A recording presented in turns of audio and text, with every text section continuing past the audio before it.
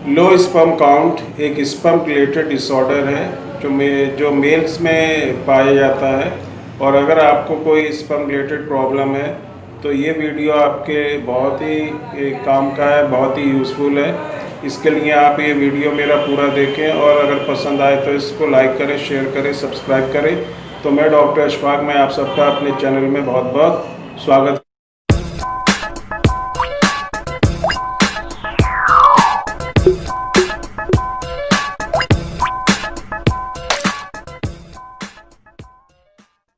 करता हूँ। दोस्तों, स्पर्म एक सेल है जो कि मेल टेस्टिस में जो है सेक्रीट होता है और उसके बाद जो है ये एक डक्ट से जो एक डक्ट होती है उसमें से आकर जो दूसरी ग्लैंड्स हैं जैसे प्रोस्टेट ग्लैंड और कॉपर्स ग्लैंड है उसके फ्लूइड्स के साथ मिलकर एक तरह का दूसरा फ्लूइड बनाता है जिसको सीमेन कहते हैं। और ये जो प्रोसेस है, ये जो पिट्यूटरी ग्लैंड होती है उसमें जो हार्मोन सेक्रेट होते हैं उसके कंट्रोल में होता है। तो ये एक थोड़ा कॉम्प्लेक्स प्रोसेस होता है, लेकिन हमारी कभी कभी क्या होता है कि जो मेल होते हैं उसमें जितने स्पर्म की ज़रूरत होती है उतना स्पर्म प्रोड्यूस नहीं होता, कम होता है, जिसको लो स्पर्म या उसको ओलिगोस्पर्मिया कहते हैं। और किसी किसी में क्या होता है कि बिल्कुल भी स्पर्म जो है सेक्रेट नहीं होता, जिसको एजोस्पर्मिया कहते हैं। तो दो डिसऑर्डर होते हैं, एक तो लो स्पर्म काउंट, कम स्पर्म का बनना, दूसरा बिल्कुल स्पर्म नहीं बनना। और ये जो डिसऑर्डर हैं ये जो है अगर इस तरह के कोई भी डिसऑर्डर होता है तो फर्टिलाइजेशन में प्रॉब्लम होती है और जो फीमेल होती है वो कंसीव नहीं कर पाती। ये तो हर इंसान का ख्वाब होता है कि उसके घर में एक बच्चा जन्म ले, लेकिन अगर आपकी शादी को 1 साल या उससे ऊपर हो गया और आप ट्राई कर रहे हैं आप बेबी के लिए और वो अगर उसमें आपको प्रोग्रेस नहीं मिल रही है तो हो सकता है कि आपको इस तरह की प्रॉब्लम हो। वैसे तो ज़्यादातर जो है लोग यही सोचते हैं कि जो फीमेल है उसमें कोई प्रॉब्लम है, लेकिन 25 से 30% में देखा गया है कि ये प्रॉब्लम मेल में होती है। तो इसका जो है, अब मैं कुछ सिम्टम बता देता हूँ आपको जिसकी वजह से ये पता चल सकता है कि किसी मेल को ये लो स्पर्म काउंट की प्रॉब्लम है। वैसे तो इसका कोई बाहर से सिम्टम दिखाई नहीं देता अगर लो स्पर्म काउंट की जो प्रॉब्लम होती है। जो मेन एक जो सिम्टम है वो यही होता है कि अगर किसी को लो स्पर्म काउंट है और फीमेल की जो रिपोर्ट है वो बिल्कुल नॉर्मल है और ट्राई करने के बाद भी अगर कोई फीमेल जो है कंसीव नहीं कर पा रही है तो इसका मतलब ये है कि मेल जो है हेरिडिटरी क्रोमोसोमल एबनॉर्मलिटी भी होती है। उसमें जो हार्मोन जो क्रोमोसोम्स होते हैं वो पूरी तरह से नॉर्मल नहीं होते, हार्मोनल डिसबैलेंस भी होता है, या किसी किसी में जो है जो टेस्टिकुलर जो वेन होती है वो डायलेट हो जाती है, फैल जाती है, जिससे जो है स्पर्म डक्ट जो है वो बंद हो जाती है और स्पर्म जो है टेस्टिस से आगे आकर उसमें आगे प्रोग्रेस नहीं कर पाता और वहीं पर रुक जाता है और वो जो है एग्स के साथ मिलकर फ्यूज़ नहीं होता और फर्टिलाइजेशन जो है वो नहीं हो पाता। मेन सिम्टम है वो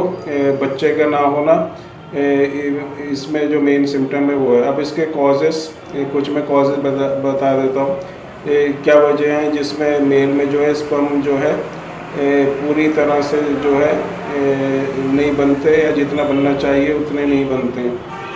पहला जो है इन्फ्लेमेशन ऑफ द वेन, ठीक है। जो वेन होती है जिसको टेस्टिकुलर वेन कहते हैं, उसमें अगर किसी तरह की इन्फ्लेमेशन मतलब उसमें कोई सूजन वगैरह आ जाती है तो वो जो स्पर्म जो डक्ट है वो बंद हो जाती है और स्पर्म जो है उसमें आगे नहीं आ पाता और वहीं रुक जाता है। और वहाँ पर जो फीमेल का जो फैलोपियन ट्यूब है उस स्पर्म को वहाँ तक पहुँचना चाहिए फर्टिलाइजेशन के लिए, लेकिन जब वो आगे बढ़ता नहीं तो वो वहीं रुक जाता है, एग के साथ उसका फ्यूज़न नहीं हो पाता। दूसरा जो है बैक्टीरियल कुछ बैक्टीरिया होते हैं जो जिनकी इन्फेक्शन की वजह से जो स्पर्म डक्ट है उसमें भी स्वेलिंग आ जाती है। इसके बाद है हार्मोन इम्बैलेंस। हार्मोन जो है हमारी जो टेस्टिस है वो एक हार्मोन बनाती है जिसको टेस्टोस्टेरोन कहते हैं।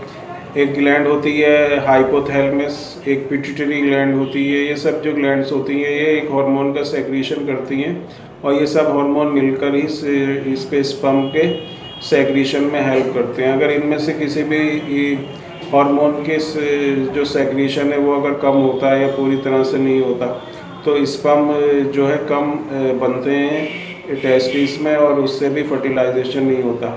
फिर उसके बाद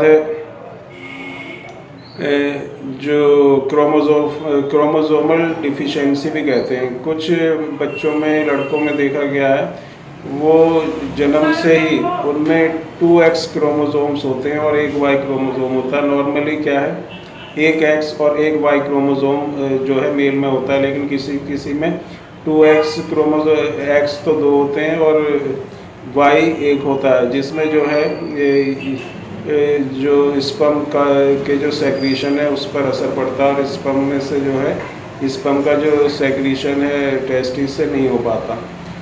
इसके बाद जो है इंडस्ट्रियल केमिकल कंपाउंड, कुछ केमिकल्स होते हैं जिसके अगर हम कांटेक्ट में लंबे टाइम तक रहें तो उससे भी स्पर्म के प्रोडक्शन पे असर पड़ता है, जैसे बेंजीन, टोलिन हो गया, ज़ाइलिन हो गया। इसके बाद जो है कुछ हर्बिसाइड्स होते हैं, पेस्टिसाइड्स होते हैं, पेंटिंग में यूज़ होने वाले कुछ कंपाउंड हैं, लेड है जो एक मेटल है। इस तरह के अगर केमिकल्स के साथ आप कांटेक्ट में लंबे टाइम तक रहेंगे तो आपके स्पर्म काउंट पे जो है इसका बुरा असर पड़ता है। इसके बाद एक और है ओवर हीटिंग ऑफ टेस्टिकल्स। अगर आप बहुत लंबे टाइम तक बैठने का काम करते हैं या बैठे रहते हैं या आपका काम इस तरह का है, कंप्यूटर पे, लैपटॉप पे आप लंबे कई घंटे तक बैठते, तो उससे क्या होता है, बैठने से जो आपके जो स्क्रोटम या टेस्टिस है वहाँ का जो टेम्परेचर है बढ़ जाता है और जब ये टेम्परेचर बढ़ जाता है तो स्पर्म का जो सेक्रीशन पर असर पड़ता है, उसमें सेक्रीशन नहीं हो पाता। तो एक कॉज ये है। इसके बाद कुछ मेडिसिन्स होती हैं जो स्पर्म सेक्रीशन पर असर डालती है, जैसे स्टेरॉइड्स हो गया।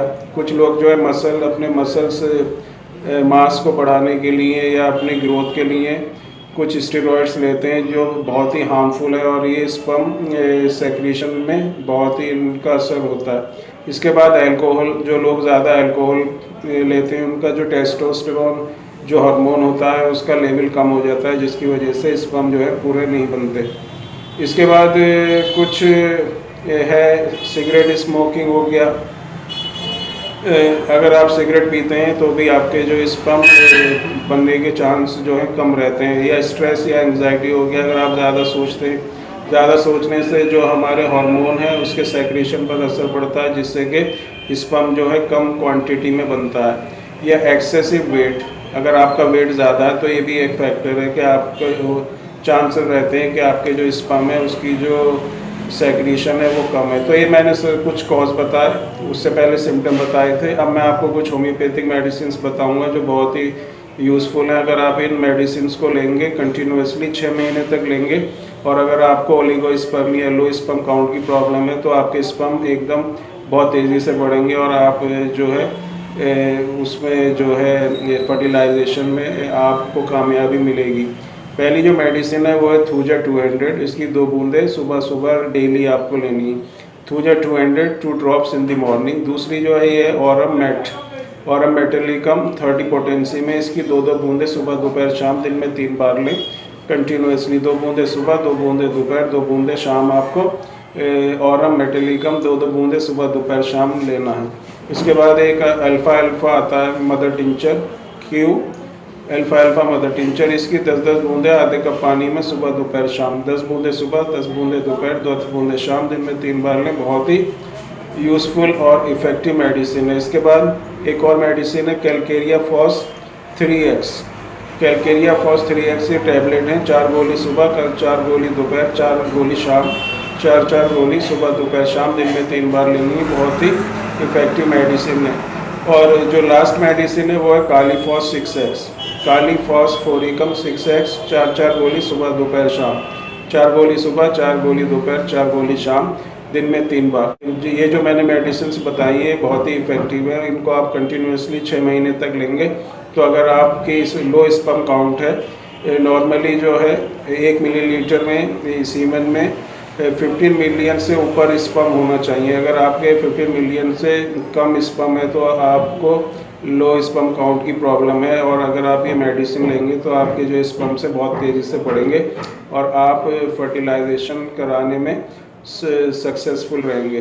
तो दोस्तों, ये था मेरा आज का वीडियो लो स्पर्म काउंट के ऊपर। आपको कैसा लगा?